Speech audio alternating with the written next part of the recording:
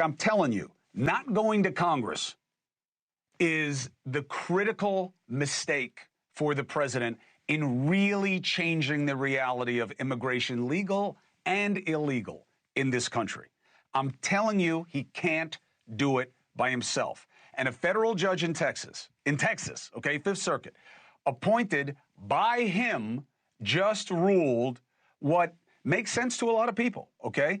The Alien Enemies Act of 1798 does not give the president lawful authority to detain aliens from another country, right? That's what aliens means, and transfer them within the United States or remove them from this country. It's not what the law was for. Now, it's significant. Why? Because this is Trump's guy's best way to go it alone. This is what they came up with. And they've been talking about this since the campaign. It's not new, okay? It's not like the wall where they just made it up. Trump transferred 137 migrants through this judge's district in South Texas. So he is right to rule on it. Is the ruling right? The VP says no. The judge doesn't make that determination whether the Alien Enemies Act can be deployed. I think the President of the United States is the one who determines whether this country is being invaded, and under the Biden administration it was. Immigration enforcement is a core function of the President of the United States. If you tell the President he's not allowed to deport illegal criminals, then you're telling the President he's not allowed to be the President. I don't think he has the issue right, but I want to bring in someone who teaches me and certainly will give us a better understanding. Harvard law professor emeritus Alan Dershowitz. It's good to see you, my friend. Here's what I don't understand, and you take it and make it make sense for us. JD's saying, well, Biden was allowed to do it. No, he wasn't. He never tried anything like this. JD is saying the president has this kind of power in immigration. Yes, but this is not seen as an extension of immigration power. It is a law that has nothing to do with immigration. So the only question is the one that you raised. Who gets to determine under this law what is an invasion and by whom in the United States? And this judge seemed to like just gloss over it and say, this isn't what the law is for. It's not about immigration, period. What do you think happens on appeal and why? Unmute your mic, Alan. Either way. The narrow interpretation of this statute could go either way. The courts have given enormous broad authority to what constitutes war, what constitutes a declaration of war, what constitutes an invasion.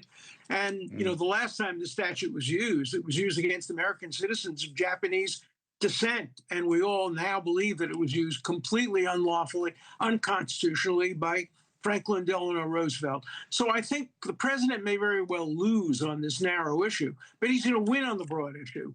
And I think Vice President Vance is right. Ultimately, he does have the authority to decide what to do with people who are here illegally. He could use the help of Congress. And there's no reason why Congress can't pass legislation giving some due process rights to everybody. For example, let them be deported and let them then be able to go to an American embassy and by Zoom have a hearing in which they can challenge on due process grounds whether they were properly deported or not. There are a lot of legislative solutions, but in the end, the president has the constitutional authority to determine who stays and goes. He just has to do it right. He has to cross every constitutional T and dot every constitutional I, and he hasn't been doing that.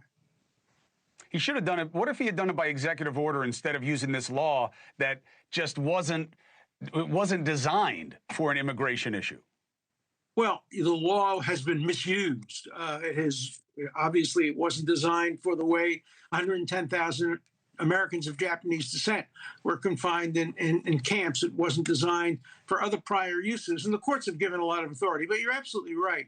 If he had announced that he's passing an executive order saying these people are here unlawfully, there are so many of them, I'm going to send them out and then give them a chance to challenge. Look, as I've said, if I were a law professor now and I had students who wanted to decide what to do in the next 4 years, immigration law, that's where the issue is going to be over the next 4 years. And we can't predict exactly how the courts will come out, but I'll make a prediction. And that is the courts will give the president the executive authority broadly, but they will reverse cases if due process hasn't been accorded. Now, the other issue in this case is, should a single judge be able to tell the president what he can do nationally? And that will be appealed. And eventually, I think the Supreme Court may say that you can't have a single judge in a single district issuing an order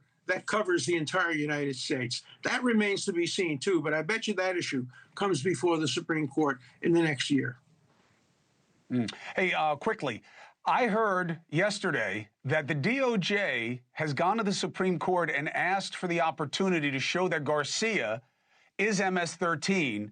Therefore, the withholding deportation order no longer applies, and the gang that he said he was afraid of doesn't anymore exist there, so the withholding of detention order doesn't apply, and get around their ruling that way. Does that make sense to you as something that could be happening? It could be happening, but there is an order today of the Supreme Court that you have to facilitate his coming back to the country. It was a silly order. All the Supreme Court should have said is you have to give him due process. You can give him due process in the American embassy. If, in fact, those things on his knuckles, even though there was a change and letters were added, but if they do prove that he's a member of the gang and he's an illegal immigrant, there's no reason for him to be brought back to the United States. That seems like it's elevating form over substance. So the key is to give him a chance to disprove what the government claims.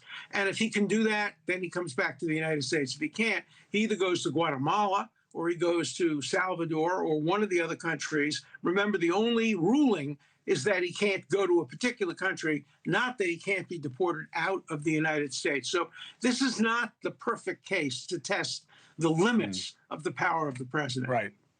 And we're just talking about the law. I'll tell you what it really isn't. It's not the right case to make the person the issue. No.